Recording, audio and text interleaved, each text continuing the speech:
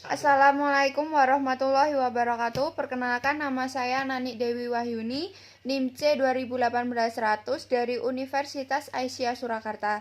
Di sini saya akan menampilkan atau menayangkan sebuah video tentang edukasi kepada pasien dengan kemoterapi kanker serviks. Selamat menyaksikan.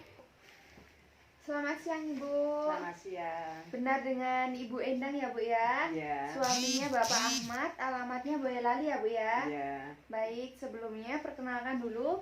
Nama saya Perawat Nani, saya perawat yang berjaga pada hari ini ya, Bu ya? Iya. Nah, ini Ibu mau konsultasi kepada dokter umum ya, Bu ya? Iya. Nah, di sini sebelum konsultasi kepada dokter, saya ingin menyampaikan beberapa tentang kemoterapi kanker serviks, Ibu. Iya. Nah, di sini kanker serviks itu adalah kanker yang berada di rahim atau di bibir rahim. Jadi kankernya itu terdapat di jalan masuknya sebelum tepat di dalam rahim ya, Bu ya. Nah, di sini penyebab kanker serviks itu adalah virus HIV, HPV. Virusnya namanya HPV atau Human Papilloma Virus. Subtipenya itu oncogenik, terutama pada subtipe 16 dan 18. Nah, itu tadi secara kompleks penyebab dari kanker serviks ya, Ibu ya. Nah, di sini saya akan fokus pada pembahasan kemoterapi, Bu. Nah, di sini tujuan kemoterapi dari untuk kenapa sih kok yang mengalami kanker itu harus dikemoterapi? Nah, tujuannya itu yang pertama untuk menghambat penyebaran kanker tersebut, biar kankernya itu nggak menyebar seumpama ada di serviks. Nah, itu nanti dilakukan kemoterapi biar nanti kankernya itu tidak menyebar ke seluruh tubuh, begitu Ibu. Nah, yang kedua itu tujuannya itu untuk menyembuhkan kanker secara keseluruhan.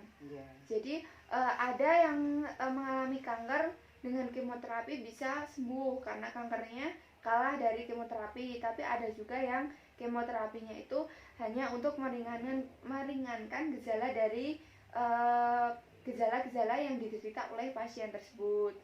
Lalu untuk meningkatkan keberhasilan metode pengobatan yang lainnya, contohnya kalau seumpama ada seseorang yang mengalami kanker serviks itu menggunakan pengobatan yang lain selain kemoterapi. Nah, kemoterapi itu digunakan untuk menunjang pengobatan yang lain itu.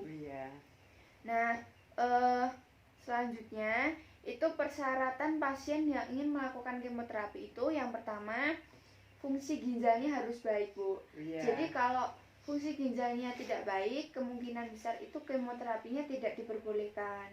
Begitu nanti karena jika ginjalnya tidak baik akan menimbulkan efek samping yang lainnya, begitu. Nah, yang kedua itu fungsi hatinya harus baik juga. Jadi selain ginjal, hatinya juga harus dalam keadaan baik, tidak ada keabnormalan yang lainnya, Ibu ya. Tidak ada kelainan yang lainnya, begitu. Terus untuk hemoglobinnya itu harus normal, Ibu. Jadi kalau mau melakukan kemoterapi itu hemoglobin dari orang yang mengalami kanker itu harus normal. Nah, di sini itu hemoglobin dari pria yang normal itu adalah 13,8 sampai 17,2 gram per dl.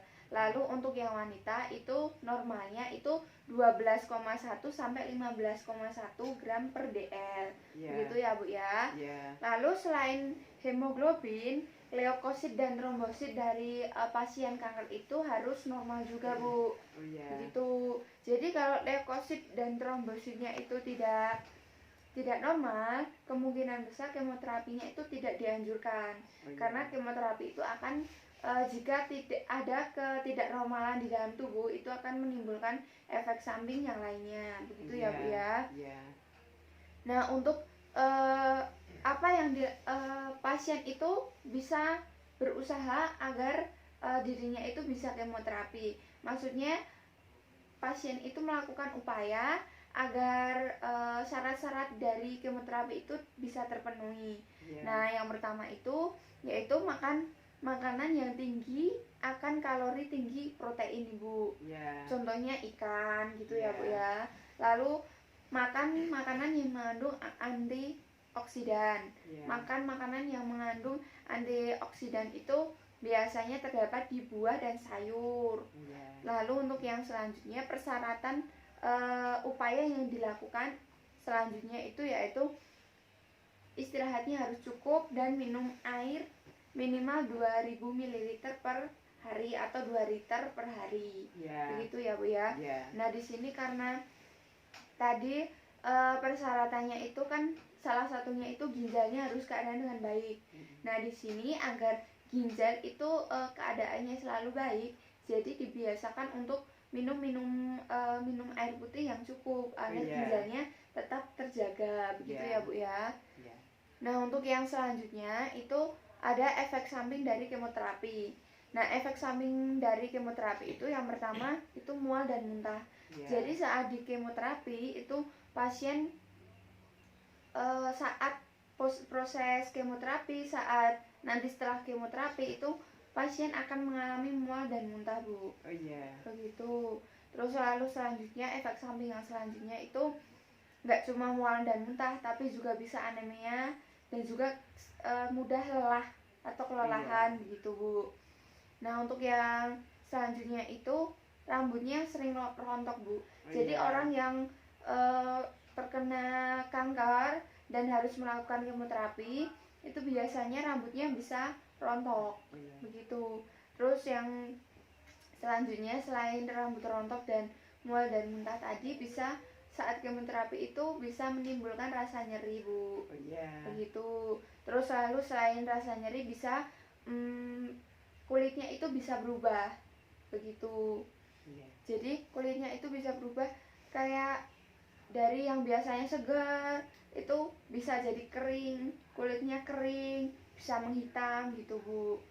Nah lalu untuk upaya yang dilakukan oleh pasien untuk mencegah atau mengurangi efek samping dari kemoterapi itu bisa dicegah, bisa dilakukan dengan yang pertama itu selalu mencuci rambut atau menjaga kebersihan rambut Ibu. Lalu menggunakan lotion yang tidak mengandung alkohol. Jadi menggunakan lotion yang tidak mengandung alkohol itu lotion yang berbahan dasar dari herbal. Begitu. Jadi tidak mengandung bahan-bahan yang berbau alkohol. Terus dianjurkan makan sedikit tapi sering. Jadi kalau bisa, kalau emang efek sampingnya kan mual dan muntah. Nah diusahakan tetap makan dan minum sedikit-sedikit tapi sering. Nggak harus banyak, tapi sedikit-sedikit tapi sering. Lalu yang selanjutnya itu bisa saat efek sampingnya itu tadi kan ada nyeri. Dan nyeri bisa dicegah atau dikurangi efeknya itu dengan menggunakan obat-obat yang non farmakologi. Maksudnya bukan obat-obat yang dari medis begitu. Lalu bisa dilakukan relaksasi, distraksi, terus mengonsumsi buah-buah dan sayuran gitu Bu. Nah untuk selanjutnya itu kalau untuk yang buah-buah dan sayuran itu yang bisa